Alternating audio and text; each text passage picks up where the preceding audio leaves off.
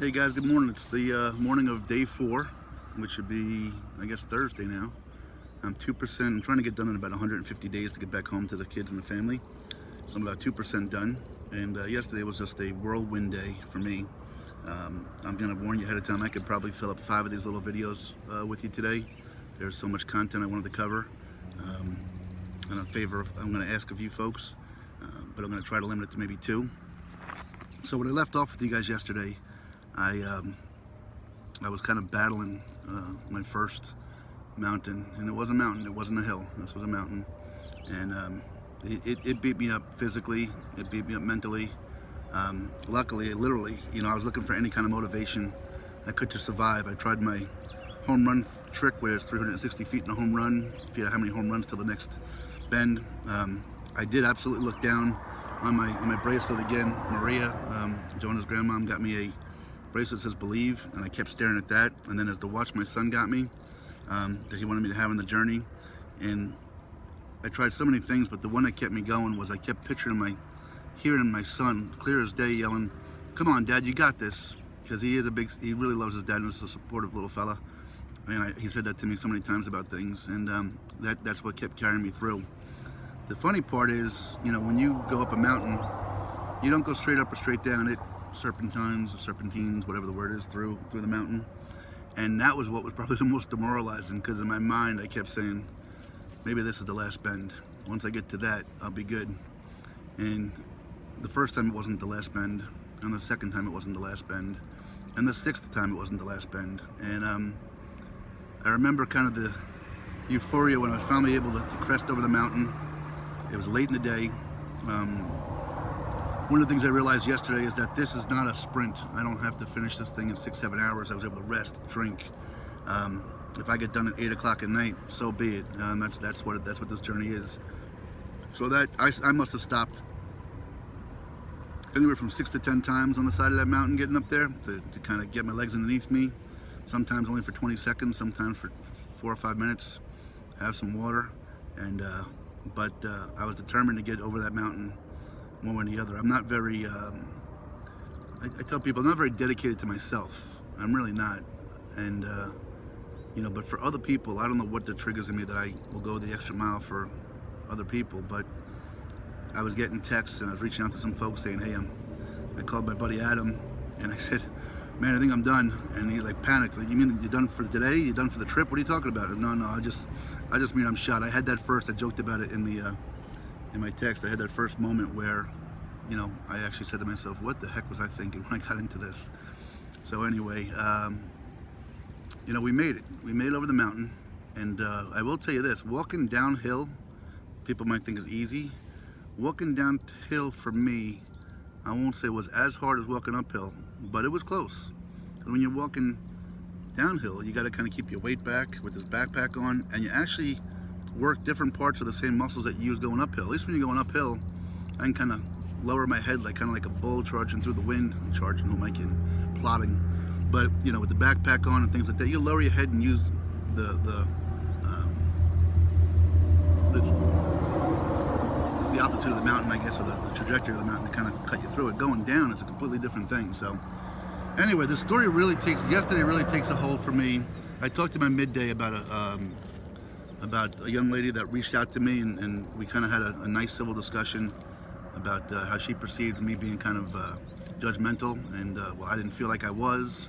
I had to listen to her and hear it, and we had a dialogue, and again, that's what this is all about. And then last night, this journey took on even a bigger. I'm flicking rocks. I don't know why, if you can see that. So let me focus. Come on, Jim, over here. Anyway, so last night I finally make it down the mountain, and something amazing happened. And I don't know what you want to call it. I don't know if you want to call it divine intervention, fate, karma, kismet, God working. I don't know what you want to call it. But I worked my way back down into McConnellsburg in this town. And there's a square down there which has kind of what their commerce is. So right here was a Sheetz. And for those of you from around the country who don't know what a Sheetz is, Sheetz is a one of these gas station / restaurant / buy anything you want to buy at kind of things. Great food, gas station, get your sodas, get your Diet Cokes, that kind of thing. Right next to that was a McDonald's, Right across the street from that was a little diner, and that's what I saw. So, tired and exhausted and wanting to charge my phones and just decompress for a little bit, I said, let me head over to Sheetz. And as I walked over to Sheetz, I said, you know what, I don't have a lot of money. Let me go over to McDonald's. I can buy one of them giant sodas for $1 and sit here for an hour sucking on that soda, and that should get me through. But I hadn't really eaten since earlier in the day, and I said, you know what, let me go to the diner. One of the nice things, this business card idea is the best thing I've ever done, because when I go and hand it to people, it kind of gives me some credibility, and you know, people receive you. If I walked up with nothing and just said, hey, can I talk to you for a minute? I don't know that people would really give me the time to listen, nor would they follow. They could take it home and follow. So anyway, I thought about going to the diner because I could sit and relax, and if I got hungry, I got a few bucks that people have given me, I could get myself something to eat. And I walked up to the diner, and it was about 6:30, I think, or so, maybe 6:15, and the diner said the hours were closing at 7. And I said, well, that kind of stinks. And just then, right across the way was a little strip shopping center, I guess, and there was a pizza shop there. And I can't think of the name of the pizza shop now, but it was a pizza shop, and next to it said Sports Lounge. And I said, well, maybe if I hit to the lounge, I haven't been watching any TV, I've just been checking my Phillies scores. I said, maybe I could watch a little ESPN or something. So I walked over into the lounge and dropped my backpack down, sweaty, disgusting. There's no reason anybody would want to even remotely talk to me. And I sat down for a minute, and there was a family. Well, there was a group of 6 people sitting down at the table, and you know what I do is I usually carry my cards in my pocket, and if somebody wants to say, hey, can I ask a favor, could you follow me, I'm doing this journey, and within a few minutes the one woman got up to leave. I held the door open for her, and I asked her to follow me, and I did. When I came back in, I think who I came to know as Deb said, what are you walking for? And I said, I appreciate you asking. And I went over to the table and I gave them my card and told them what I was doing. And I returned back to my seat and didn't say a word. So great family. They were all having dinner, and I guess they finished up their dinner and they paid a bill. And Chris, the patriarch, comes over to me and says, hey, are you getting something to eat? And I said, well, I might get a slice of pizza, I'm not sure. You know, I'm just kind of decompressing right now. And he said, well, I'll tell you what, take my number down. I only live a mile from here, and when you're ready, give me a call. We'll come get you and spend the night with us. Wow. I mean, I just literally, I could have chosen 4 places, and I chose this one. And here's this family that believes in me so quickly, I guess, to ask me to come spend the night at their place. So here, by 7 o'clock, I've already got my place in tow for the night, and what a relief that is for me. And I could tell my family and friends that, hey, I got a place, because I know people are asking and concerned. And I said, yeah, Chris, can you take the family home? I'm going to decompress a little bit here, and then I'll give you a call. So no problem. So they left, and a few minutes later, this gentleman comes in and sits down next to me or close to me. And I guess he hears me talking to one of the waitresses about what it is I'm doing. And he's like, do you have a card, man? So he takes my card. And we just started a conversation, like, how did I get in, you know, how did this journey get started? I told him how I kind of lost my faith in people. I had a romantic relationship that was kind of up and down and very tumultuous, and I wasn't really feeling great about work and the work I was doing and who I was helping with that. And as we talked about different things, about topics I've already covered in other videos, he just sat there shaking his head. He's like, man, that's amazing. You make so much sense. And I'm not trying to pat myself on the back, big truck, but you know, I hear that a lot, which is what kind of gave me this momentum to do this, but I never had a platform.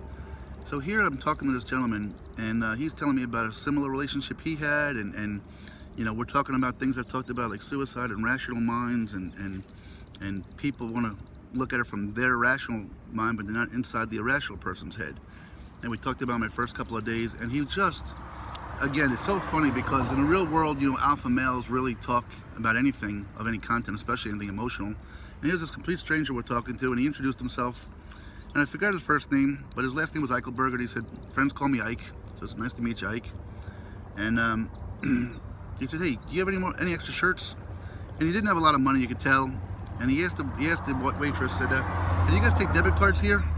So she said, yeah. So he had $20 out that he was going to pay for his meal, and they're like, look, take this. I love the shirt. I don't care what size it is. Just I don't care if it's too big. So this guy took his last 20 bucks out because he believed in me and got a shirt.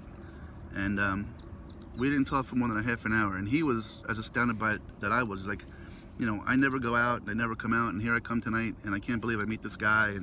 And we just kind of click. So Ike, I mean, you know, thanks for being there for me. Love you for it, so forth. So then I called Chris, and Chris came to pick me up. We went back to his home. What an amazing family. He owns a seamless gutter business. His wife, Deb, she's a respiratory therapist. Carly, the daughter's a nurse. Casey is 6'4" and ripped like a Greek god, and he's a teacher at St. Thomas. And then there's Dalton. Dalton's a high school senior playing soccer.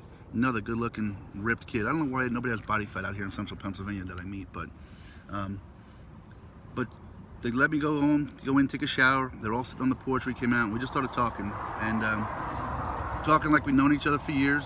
They just welcomed me and received me as if I was one of their own. And there's so much to talk about, just little tidbits. Chris is fascinating and shared some things with me. Some things remind me of me, some things I have so much envy because I could never be. Dalton, this kid, Chris was telling me this morning that when he's not playing soccer, he talked about a work ethic. Dalton gets home from school at 3 o'clock and then goes up to a farm and milks cows from 4 to 10. And how many 17 or 18-year-olds do you know would be willing to do that without griping? And you know, again, just goes to show the character of people and the ethic. And it was funny. At one point, the night started to thin out. I think Deb went to bed, and Casey's a cousin, and he went home, and it was left with their family friend Sean, Chris, and Dalton, myself. And I picked up on something that I just kind of had a smile at and made me laugh for people that kind of have military backgrounds and such. So I guess for the summer, Dalton's working with his dad. So his dad said, "Hey, what happened to you this morning? Had to shake your leg to get you out of bed." And Dalton says, "Yeah, well, I think my alarm didn't go off. I don't know what happened." And Chris says, "Well, you were late." And that's when I realized he was working for his dad. And Dalton said, "Yeah, only 3 minutes. But guess what, guys? Late is late. You can't be a little bit pregnant. You're either are or you're not." So, but it was funny watching the dynamic as to how Chris got his point across. He's such a mellow guy. He was so even keeled. Got his point across. The message was heard. There was no putting somebody down, no chastising, no anything else. You know, I don't think Dalton has his dad's respect to the utmost. I don't think his dad's trying to ride him or anything like that. But it was just kind of a quick little jab, point made, and go from there. And it was a learning lesson for me. And then I'm running out of time here in the first one because I do want to touch upon the second part, which made the night even more memorable. Chris and family, guys, thank you so very much. The hospitality you showed me was amazing. To show you what a blunderhead I am. So not only did they bring me to their home, but unlike other nights where I've slept on the couch or a floor, they had a bedroom. So Chris like, "Let me show you the bathroom and shower in the bedroom." So I go into the bedroom and I take this big ass backpack and I try to swing it up on the bed. Sure enough, it hits the mattress and bounces, and I guess the metal bracket of the backpack puts a gouge in their wood footboard. And I just felt, I mean, I haven't talked to these people yet, and I'm already destroying their furniture. So I went downstairs and apologized and tell them I'd be more than happy to compensate them for any damage. And you know, much like you'd expect from high character people, they just kind of shrugged it off and said, "Don't worry about a thing," and you know, we got it. And so that was a lot of last night. I already have been writing so much in my journal about these folks that I can't do it justice on here. But I promise you, when the book comes, there's going to be a lot more content about these folks because there was so much to learn and like. And again, in subtle ways, the way Chris delivers his message to Dalton. You know, you got a nurse, a teacher, Dalton's a hardworking kid, you know, entrepreneur, a respiratory therapist, just terrific people. We talked about how I wanted to get my kids into the medical field, and they had some, you know, how the medical field is becoming as much business as it is about caring for people and lots of things. So guys, I'm going to sign out right now. Grace, Kira, Landon, I love you guys. Hi, Luna. And I'm going to have a second part to follow right after this. Thank you.